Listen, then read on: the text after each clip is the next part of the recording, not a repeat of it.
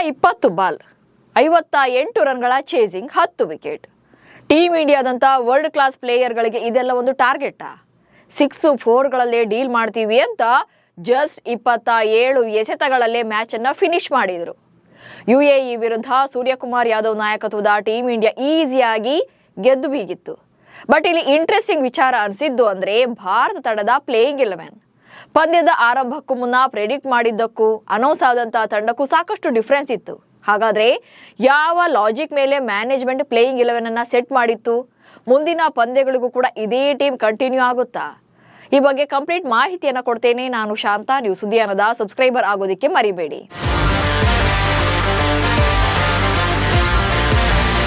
Asia cup ಟೂರ್ನಿಯ 2ನೇ ಪಂದ್ಯದಲ್ಲಿ ಭಾರತ ಮತ್ತು UAE ತಂಡಗಳು ಮುಖಾಮುಖಿಯಾಗಿದ್ವು.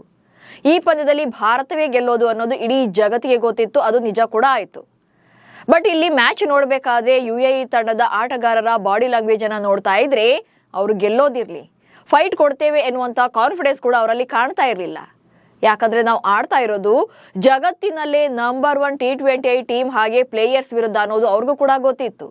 ಸೊ ಇಡೀ ಪಂದ್ಯ ನೋಡೋಕೆ ಒಂಥರ ಹೈಲೈಟ್ಸ್ ತರನೇ ಇತ್ತು ಅಂದ್ರೂ ಕೂಡ ತಪ್ಪಾಗಲ್ಲ.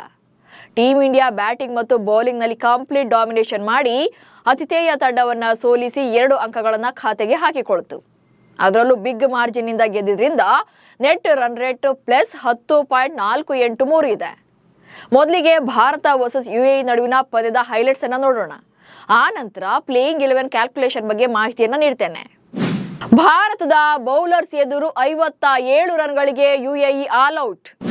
ಏಷ್ಯಾ ಕಪ್ ಟೂರ್ನಿಯ ತನ್ನ ಮೊದಲ ಪಂದ್ಯದಲ್ಲಿ ಟಾಸ್ ಗೆದ್ದಂತ ಭಾರತ ಮೊದಲಿಗೆ ಫೀಲ್ಡಿಂಗ್ ಅನ್ನು ಆಯ್ಕೆ ಮಾಡಿಕೊಳ್ತು.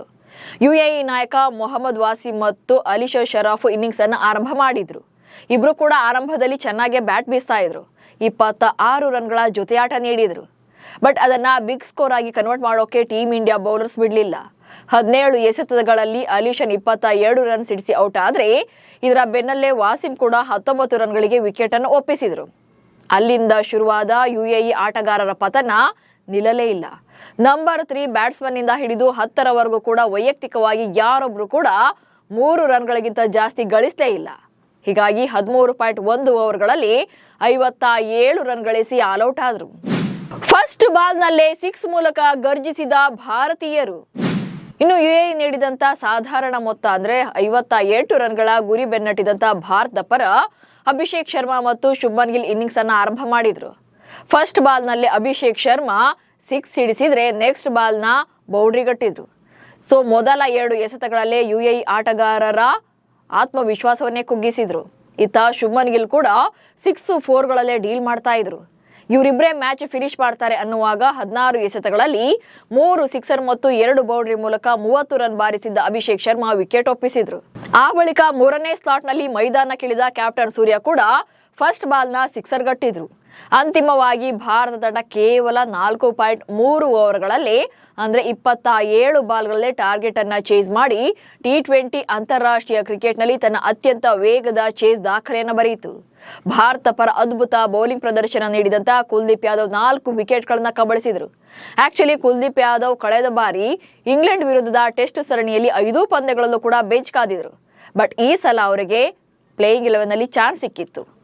ಇನ್ನು ಶಿವಂ ದುಬೆ 3 ವಿಕೆಟ್ ಪಡೆದ್ರೆ ವರುಣ್ ಚಕ್ರವರ್ತಿ 1, ಅಕ್ಷರ್ ಪಟೇಲ್ 1, ಜಸ್ಪ್ರೀತ್ ಬುಮ್ರಾ 1 ಬಟ್ ಇಲ್ಲಿ ಮ್ಯಾಚ್ಗಿಂತ ಗಮನ ಸೆಳೆದಿದ್ದು ಅಂದ್ರೆ ಭಾರತದ ಪ್ಲೇಯಿಂಗ್ 11.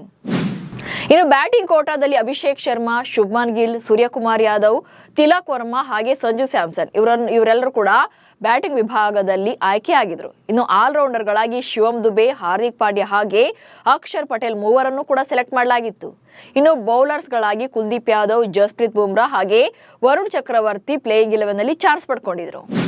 ದುಬೈ ಪಿಚ್ಗಾಗಿ ಸ್ಪಿನ್ನರ್ಗಳಿಗೆ ಮಣೆ ಹಾಕಿದ BCCI.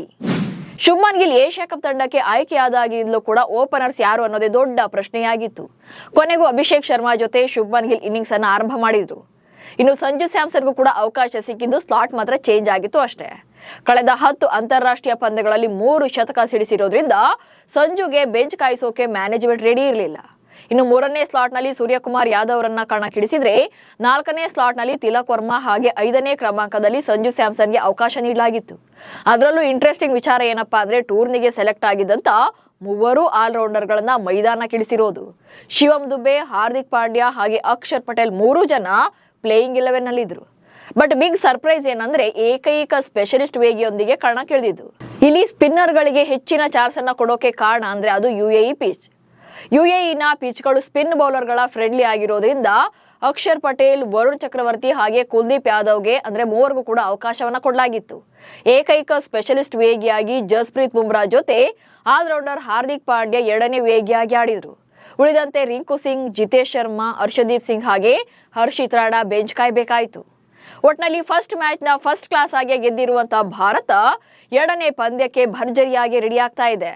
ಸೆಕೆಂಡ್ ಫೈಟ್ ಇರೋದು ಪಾಕಿಸ್ತಾನ ವಿರುದ್ಧ. ಸೆಪ್ಟೆಂಬರ್ 14ರಂದು ದುಬೈನಲ್ಲಿ ಪಾಕಿಸ್ತಾನ ವಿರುದ್ಧ ರಣರೋಚಕ ಪಂದ್ಯ ನಡೆಯಲಿದೆ. ನಿಮ್ಮ ಪ್ರಕಾರ ಮೊದಲ ಪಂದ್ಯಕ್ಕೆ ಭಾರತದ ಪ್ಲೇಯಿಂಗ್ 11 ಹೇಗಿತ್ತು, ಹಾಗೆ ಮುಂದಿನ ಪಂದ್ಯದಲ್ಲಿ ಏನಾದರೂ ಚೇಂಜಸ್ ಬೇಕಿದ್ಯಾ ಅನ್ನೋ ಬಗ್ಗೆ ಕಮೆಂಟ್ಸ್ ಮೂಲಕ ತಿಳಿಸಿ. ಹಾಗೆ ಸುದ್ದಿಯನ್ನ ಫಾಲೋ ಮಾಡಿ. ನಮಸ್ಕಾರ.